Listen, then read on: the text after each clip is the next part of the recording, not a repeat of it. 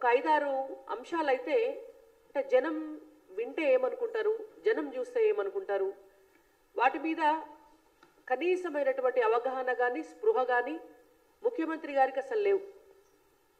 పూర్తి స్థాయి జాతీయ రాజకీయాల పట్ల వారికి అవగాహన లేదు అనేది కూడా చాలా స్పష్టంగా కనిపిస్తుంది. ఆ వార్త మొత్తం చదివితే వారు మాట్లాడటమే మొదలుపెట్టి ఒక మాట అన్నారు తెలంగాణ స్టేట్ గురించి. బీజేపీ బీఆర్ఎస్ పార్టీకి 5 స్థానాల్లో గెలిచేటందుకు సుపారీ ఇచ్చిందట. సుపారీలు ఇచ్చే అలవాటు ఎవరుకున్నది? దేశంలో కాంగ్రెస్ పార్టీ అధికారంలో ఉన్నప్పుడు, వాళ్ళ అధికారాన్ని కోల్పోయినప్పుడు పాకిస్తాన్కు సుపారీ ఇచ్చి భారతదేశంలో అల్లకల్లోలం చేయాలనుకున్నటువంటి పార్టీ కాంగ్రెస్ పార్టీ. సుపారీ ఇచ్చే అలవాటు ఉన్నది కాంగ్రెస్ పార్టీకి. తెలంగాణ రాష్ట్రంలో సుపారీలు ఇచ్చే అలవాటు ఎవరుకున్నది? స్పై కెమెరాలు పెడితే దేశమంతా ప్రపంచమంతా చూసేటందుకు ఓటుకు నోటు కేసులో బ్యాగులు ఇచ్చి ప్రజల ముందు దొరికింది ఎవరు? ఎవరు సుపారీలు ఇచ్చారు? ఇవాళ వాళ్లే ఈ రాష్ట్రానికి ముఖ్యమంత్రి అయ్యారు. దాని అర్థం ఏంటంటే కాంగ్రెస్ పార్టీ పరిపాలన సుపారీ పాలన. సుపారీ పాలన చేస్తున్నది కాంగ్రెస్ పార్టీ. భారతదేశాన్ని మీరు విధ్వంసం చేసి ఇడిచిపెడితే భారతదేశాన్ని పట్టాలెక్కించి ఆర్థిక వ్యవస్థను బాగు చేసి భారతదేశంలో సుపరిపాలన చేస్తున్నటువంటి party BJP. Supari party Congress party అయితే సుపరిపాలన చేసే పార్టీ బీజేపీ. అది దేశంలో చిన్న పిల్లగాన్ని అడిగినా చెప్తాడు. ఇంకా రేవంత్ రెడ్డి గారు ఆయన ఇచ్చిన సుపారీల సంగతి మర్చిపోయి బీజేపీ అట బీఆర్ఎస్ పార్టీకి సుపారీ ఇచ్చిందట. బీఆర్ఎస్ పార్టీని గారిడోడెవడు? బీఆర్ఎస్ పార్టీకి ఓట్లేయాలనుకునేటోళ్ళు ఎవరు? బీఆర్ఎస్ పార్టీకి సుపారీ ఇవ్వాల్సిన అవసరం మాకేమున్నది? 17 లోక్సభ స్థానాల్లో 12 పైచిలుకు స్థానాలు గెలవడానికి, ప్రజాశీర్వాదంతో గెలవడానికి ఈ 10 సంవత్సరాల కాలంలో 10 లక్షల కోట్ల రూపాయల నిధులు తీసుకొచ్చి ప్రతి తెలంగాణ బిడ్డకు కూడా లాభం చేయాలనేటువంటి విధంగా పరిపాలన చేస్తున్నటువంటిది మోడీ గారు. మాకు ఇక్కడ 4 ఎంపీ స్థానాలు ఉన్నా సరే తెలంగాణ రాష్ట్రంలో ఉన్నటువంటి ప్రతి మారుమూల గ్రామంలో కూడా మోడీ గారి పథకాలు ఇవాళ అమలు అవుతున్నాయి అంటే that is Bharatiya Janata party. కాబట్టి ఇంకొకటి చెప్పినారు ఏంటిదట అంటే ఈ సుపారీ పాలన విషయంలో మాట్లాడుతూ భారతీయ జనతా పార్టీకి 400 సీట్లు రావాలంటే పాకిస్తాన్కు పోయి పోటీ చేయాలన్నట భారతీయ జనతా పార్టీ. అసలు రేవంత్ రెడ్డి గారికి మన పార్లమెంటు స్థానాలు ఎన్నున్నాయో తెలుసునా? రేవంత్ రెడ్డి గారు భారతదేశంలో ఉన్నటువంటి పార్లమెంటు స్థానాలు ఇప్పుడు ఎన్నికలు జరగబోయేటటువంటివి 543. 400 సీట్లు రావాలంటే భారతదేశంలో పోటీ చేస్తే సరిపోతుంది. పాకిస్తాన్ పోయి పోటీ చేయాలి అని అంటే మీలాగా 40 సీట్లు కూడా లేనటువంటి పార్టీకి అవసరం కావచ్చు. కానీ హిందుస్థాన్లో 400 సీట్లు గెలిచే దమ్ము భారతీయ జనతా పార్టీకి ఉన్నది. 2 స్థానాల నుంచి ఇవాళ 303 స్థానాలకు వచ్చి 303 నుంచి 400 పైచిలకు స్థానాలు గెలుచుకునే దిశగా భారతీయ జనతా పార్టీ పోతుంటే 60 ఏండ్ల పైచిలకు భారతదేశాన్ని అప్రతిహితంగా పరిపాలించి ఇవాళ ఉనికిని కాపాడుకోలేనటువంటి నిరాశ నిస్పృహల్లోకి మీ కాంగ్రెస్ పార్టీ పోతుంది. అది మీ పార్టీకి భారతీయ జనతా పార్టీకి ఉన్నటువంటి తేడా. పాకిస్తాన్ మీద లెస్స ప్రేమ పుట్టుకొస్తుంది వీళ్లకు. గంతగనం ప్రేమ ఉంటే రేవంత్ రెడ్డి గారిని నేను ఒకటే అడుగుతున్నా, 400 సీట్లకు మించి బీజేపీకి రావాలంటే పాకిస్తాన్కు పోవాలి అని అన్నారు కదా. మేము ఒకటే సవాల్ చేస్తున్నాం, మేము ఈ హిందుస్థాన్లోనే 400 సీట్లు తెచ్చుకుంటాం. మేము హిందుస్థాన్లో 400 సీట్లు తెచ్చుకుంటే రేవంత్ రెడ్డి గారు పాకిస్తాన్ పోవాలి. వారికి ఫ్లైట్ టికెట్లు మేము కొనిస్తాం, అక్కడ షెల్టర్ మేము ఇస్తాం. శరణార్థుల కింద భారతదేశం నుంచి మోడీ గారిని రిక్వెస్ట్ చేసి వారికి పెన్షన్ కూడా ఇప్పిస్తాం నెల నెల.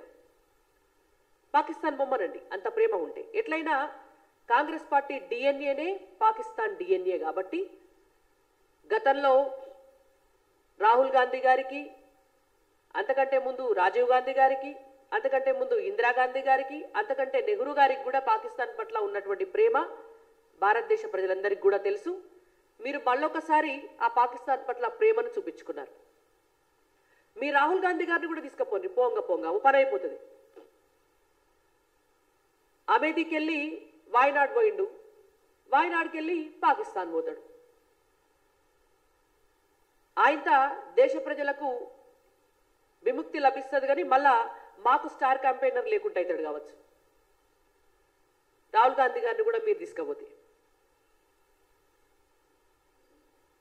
ఇంకొక విషయం, రాహుల్ గాంధీ గారు గతంలో మాట్లాడుకుంటా భారతీయ జనతా పార్టీకి 180 కంటే ఎక్కువ దాటాయి అన్నాడు. నిన్న రేవంత్ రెడ్డి గారు మాట్లాడుకుంటా భారతీయ జనతా పార్టీకి 240 దాటాయి అంటున్నాడు. అంటే మీ పార్టీ నాయకుడు, మరి ఆయన ఏం నాయకుడు? ఆయన అధ్యక్షుడు కాదు, ఆయన ప్రధాని అభ్యర్థి కాదు, ఆయననే ముంగడబెట్టి మీరు ఎలక్షన్లకు పోతున్నారు. మరి ఆయన చెప్పే 180 లెక్కకు మీరు చెప్పే 240 లెక్కకు ఎక్కడ కూడా పొంతనలేదు. అంటే మీరు రాహుల్ గాంధీ గారికి చెప్పి మాట్లాడుతున్నారా, చెప్పకుండా మాట్లాడుతున్నారా? అసలు మీకేమన్నా మీరు మాట్లాడేటటువంటి వాటి పట్ల ఏమన్నా అవగాహన ఉన్నదా? ఎంతసేపు భారతీయ జనతా పార్టీకి ఎన్ని సీట్లు వస్తాయి అనే దాని మీద ఎందుకు మీకు కాన్సన్ట్రేషన్?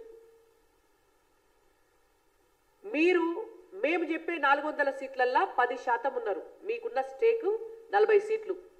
ఆ 40 సీట్లను కాపాడుకునే ప్రయత్నం చేయండి. ఫస్ట్ రేవంత్ రెడ్డి గారికి చేతనైతే, ఆయన జాతీయ స్థాయిలో ఎలివేట్ కావాలి అనుకుంటే మొత్తం ఒక స్ట్రాటజీ బిల్డప్ చేసి ఆ స్ట్రాటజీని భారతదేశం అంతా ఇంప్లిమెంట్ చేసి మీకున్నటువంటి పాత 40 సీట్లు కాపాడుకుంటే మీరు ఇవాళ గొప్ప నాయకులు అవుతారు. మేము 40 చెప్తున్నాం, మీరు మాకు 400కు సవాల్ చేసినారు కదా, కాంగ్రెస్ పార్టీకి మేము సవాల్ చేస్తున్నాం.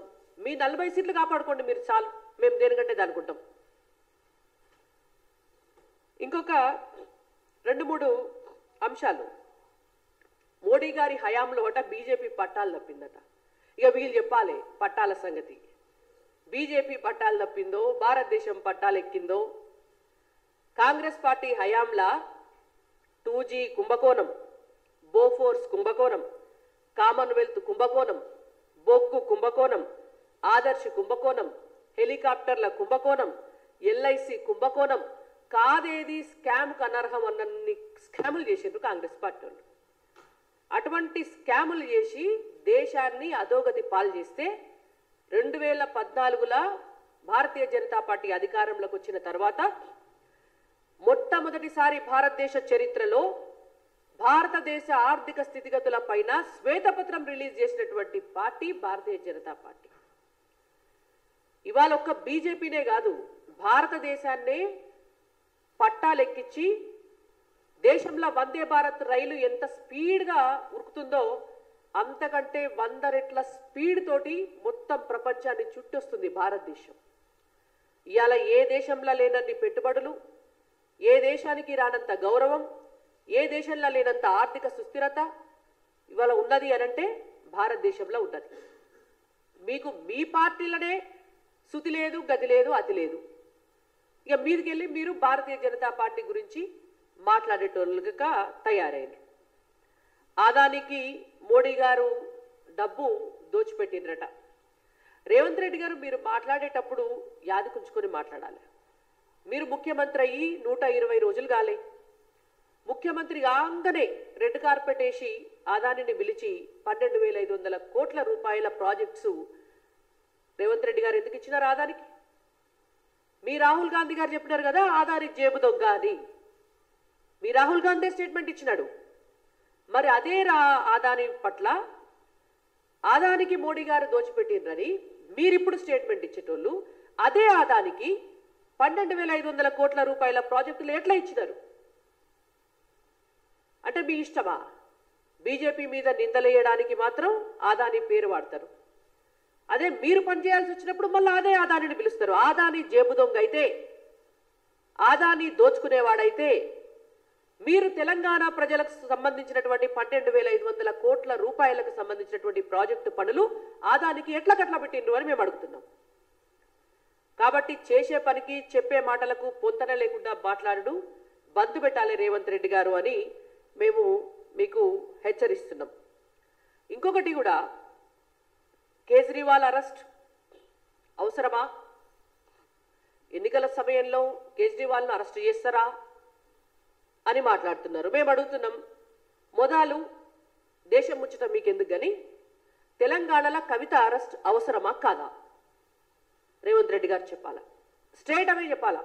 ఒకటే సమాధానం, తెలంగాణలో కవిత అరెస్ట్ అవసరమా కాదా? కవిత లిక్కర్ స్కామ్ చేసిందా చెయ్యలేదా? కవిత లిక్కర్ స్కామ్లో నిందితురాలా కాదా? కేజ్రీవాల్ను అరెస్టు చేయడం అవసరమా అంటే ప్రభుత్వ రంగ సంస్థలు వాటి పని అవి చేసుకుంటాయి. నీకు ఎన్నికలు ఉన్నాయని అవి పనిచేయకుండా ఉంటాయా? అచ్చా, అందుకే మీరు బీఆర్ఎస్ పార్టీకి లాభం చేసేటందుకు కాళేశ్వరం స్కామ్కు సంబంధించి ఈ రోజు వరకు కూడా ఎఫ్ఐఆర్ నమోదు చేయలేదా? ఇవాళ ఏసీబీ ఎవరి హ్యాండ్ ఓవర్లు ఉంటుంది? రాష్ట్ర ప్రభుత్వ ఆధ్వర్యంలో ఉంటుంది. మీరు ఏసీబీ కేసు ఎందుకు ఫైల్ చేయలేదు? ఎఫ్ఐఆర్ ఎందుకు ఈ రోజు వరకు కూడా కాళేశ్వరం కేసులో ఎఫ్ఐఆర్ ఎందుకు రిజిస్టర్ చేయలేదు అని మేము అడుగుతున్నాం. ఎన్నికలు ఉన్నాయి, ఎన్నికల్లో బీఆర్ఎస్ పార్టీకి లబ్ధి చేసేటందుకే రేవంత్ రెడ్డి గారు కాళేశ్వరం ఫైల్ను పక్కన పడేసిండ్రా? గతంలో బీఆర్ఎస్ పార్టీ ఇక్కడ అధికారంలో ఉన్నప్పుడు కేంద్ర ప్రభుత్వానికి సిబిఐకి ఇవ్వాలే కాళేశ్వరం కేసుని అని చెప్పి లేఖలు రాసినటువంటి రేవంత్ రెడ్డి గారు ఇవాళ అదే సిబిఐకి ముఖ్యమంత్రిగా లేఖ రాయాలా, ఇక్కడ ఇన్వెస్టిగేషన్ చేయండి రాండి అని చెప్పి లేఖ రాయాలి. ఎందుకు రాస్తలేరు? అంటే ఎన్నికలు ఉన్నాయనే రాస్తలేరా మీరు? ఎన్నికల్లో బీఆర్ఎస్ పార్టీతో లాలుచి పడ్డారా మీరు? దానికి రేవంత్ రెడ్డి గారు సమాధానం చెప్పాలా. ఫోన్ ట్యాపింగ్ మీద నడుస్తుంది. ఫోన్ ట్యాపింగ్ అనేటువంటి అంశం మాత్రం మరి ఎందుకు తీసుకున్నారు మీరు? ఎలక్షన్ల టైమే కదా. మరి ఎలక్షన్ల టైంలో ఫోన్ ట్యాపింగ్ మీద చర్చ ఎందుకు నడుస్తుంది తెలంగాణ రాష్ట్రంలో? ఫోన్ ట్యాపింగ్ చేసి దేశంలో రాష్ట్రంలో ఉన్నటువంటి అన్ని రాజకీయ పార్టీల నాయకులను, ఆఫీసర్లను, సెలబ్రిటీలను, సినిమా హీరో హీరోయిన్లను, వ్యాపారస్తులను బెదిరించి బీఆర్ఎస్ పార్టీ అరాచకం చేస్తే దాన్ని కూడా ఒక్క రేవంత్ రెడ్డి ఇంటికాన్నే 25 మందిని పెట్టిండ్రు. ఒక్క రేవంత్ రెడ్డి సుట్టే 27 మందిని పెట్టిండ్రు. ఒక్క రేవంత్ రెడ్డి ఫోన్లే మొత్తం విన్నారు. ఒక్క రేవంత్ రెడ్డినే టార్గెట్ చేస్తుండ్రు. దాన్ని కూడా మీ సెంట్రిక్ కిందనే చేసుకోవడానికి ఎందుకు వాడుకుంటున్నారు? ఫోన్ ట్యాపింగ్ వల్ల మొత్తం వ్యవస్థను సర్వనాశనం చేసింది బీఆర్ఎస్ పార్టీ. మీరు ఇంకా మీనమేషాలు లెక్క పెడుతూ ఫోన్ ట్యాపింగ్ కి పర్మిషన్ ఇచ్చినటువంటి ముఖ్యమంత్రి గారిని, ఆయన కొడుకును, వాళ్ళ మంత్రివర్గంలో ఉన్నటువంటి కీలకమైనటువంటి నాయకులను వాళ్ళనెందుకు వాళ్ళ పేర్లు నమోదు చేసి పిలుస్తలేరు? వాళ్ళ పర్మిషన్ లేకుండా పోలీస్ ఆఫీసర్లు ఫోన్ ట్యాపింగ్ చేసిండ్రా? మరి ఎన్నికల లబ్ధి కోసమే మీరు ఇవన్నీ చేసిండ్రా రేవంత్ రెడ్డి గారు? వారు ఈ ప్రశ్నలన్నిటికీ కూడా సమాధానం చెప్పాలా. ఇంకొకటి మాకు సంతోషకరమైనటువంటి విషయం ఏంటంటే మందిర్ పనిచేస్తలేదని అవినీతి అంశాన్ని ఎత్తుకున్నారు అని అంటున్నారు. శభాష్, ఎస్, మేము అవినీతి అంశాన్ని ఎత్తుకున్నాం. చరిత్రలో ఎప్పుడు కూడా కాంగ్రెస్ పార్టీ లాంటి పార్టీ అధికారంలో ఉన్నప్పుడు ప్రతిపక్షాలు అవినీతి అంశాన్ని ఎత్తుకునేది. కానీ అధికారంలో ఉన్నటువంటి భారతీయ జనతా పార్టీ అవినీతి చేసే వాళ్ళ అంతు చూస్తామని చెప్పి ఇవాళ అవినీతి అంశాన్ని ఎత్తుకున్నాం. అవినీతి చేసేటటువంటి వాళ్ళు ఏ పార్టీలో ఉన్నా సరే, భారతదేశంలో ఎక్కడున్నా సరే, డెఫినెట్గా జీరో కరప్షన్ దిశగా దేశాన్ని నడిపించేటందుకు అవినీతి అంశాన్ని ఎప్పుడైనా కూడా ఎత్తుకుంటాం. అవినీతి చేసిన వాళ్ళు ఎవరైనా సరే భారతీయ జనతా పార్టీ ప్రభుత్వం ఉన్నన్నాళ్ళు శిక్షించబడతారు. ఎన్నికల సమయం ఉన్నదని, ఇంకో సమయం ఉన్నదని, ఇంకో సమయం ఉన్నదని దొంగ స్కామ్లు, లంగ స్కామ్లు చేస్తే విడిచిపెడతారా? రామ మందిరం కట్టినాడు మీరే అంటిరి, రాజకీయం చేస్తున్నారంటిరి. ఇవాళ మళ్ళీ మీరే మాట్లాడబడితిరి. అవినీతి అంశాన్ని ప్రజల్లోకి తీసుకెళ్తే మంచిదే కదా. అది ఒక రాష్ట్ర ముఖ్యమంత్రిగా you have to appreciate it. కానీ ఇలా అవినీతి చేసే వాళ్ళల్లో మెజారిటీ నాయకులు మీ కాంగ్రెస్ పార్టీ నాయకులు, మీ కాంగ్రెస్ పార్టీకి అనుబంధంగా ఉండేటువంటి బీఆర్ఎస్ పార్టీ నాయకులు ఉంటారు కాబట్టి మీకు భయం అవుతుంది. నిజంగానే 370 ఆర్టికల్ అయిపోయింది. అది అయిపోయాక త్రిపుల్ తలాక్ అయిపోయింది. 370 ఆర్టికల్ పట్టుకున్నప్పుడు రాజకీయం అన్నారు. అదే డిమానిటైజేషన్ చేసినప్పుడు రాజకీయం అన్నారు. త్రిపుల్ తలాక్ అప్పుడు రాజకీయం అన్నారు, రామ మందిరం కడితే రాజకీయం అన్నారు, ఇప్పుడు అవినీతి పట్టుకుంటే రాజకీయం అంటున్నారు. మీకు ఎందుకు భయం అవుతుందంటే ఈ అవినీతి అంశంలో కూడా రేపో మాపో ఓటుకు నోటు కేసు కూడా వస్తుంది కాబట్టి.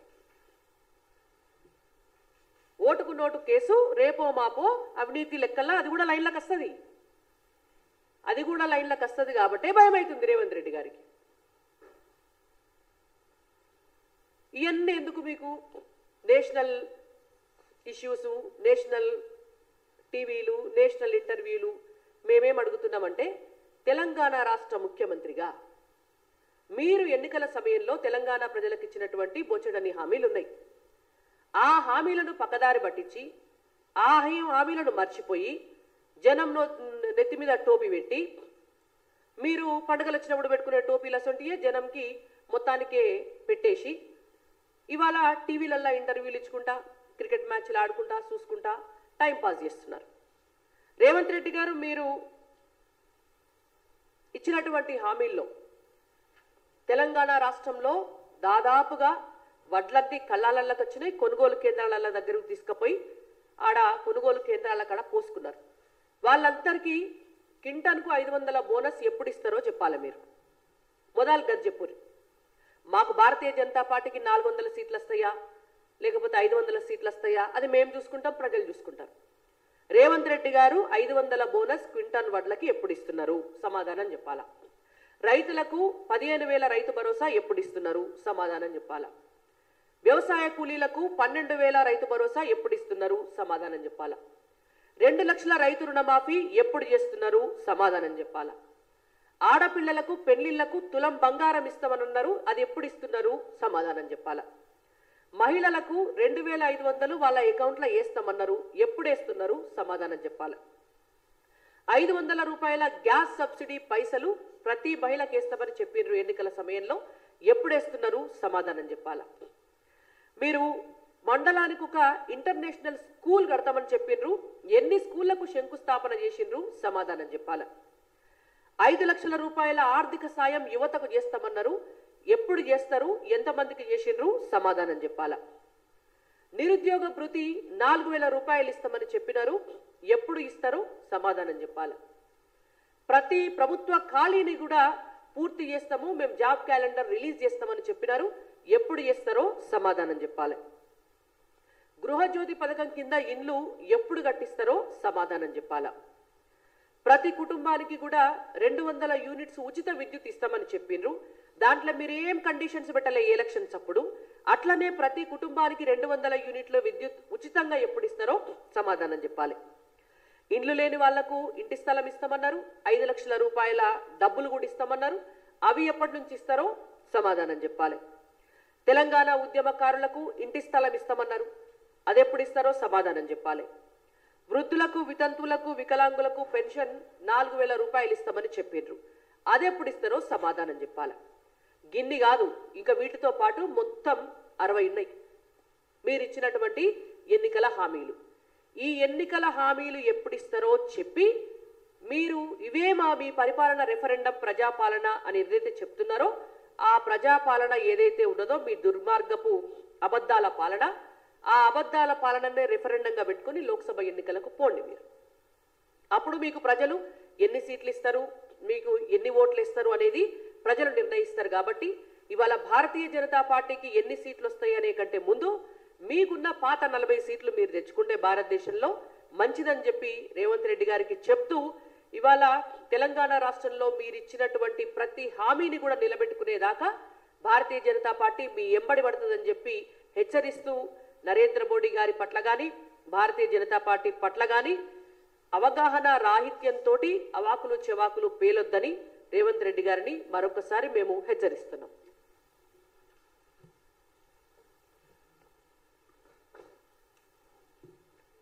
ధన్యవాదాలు.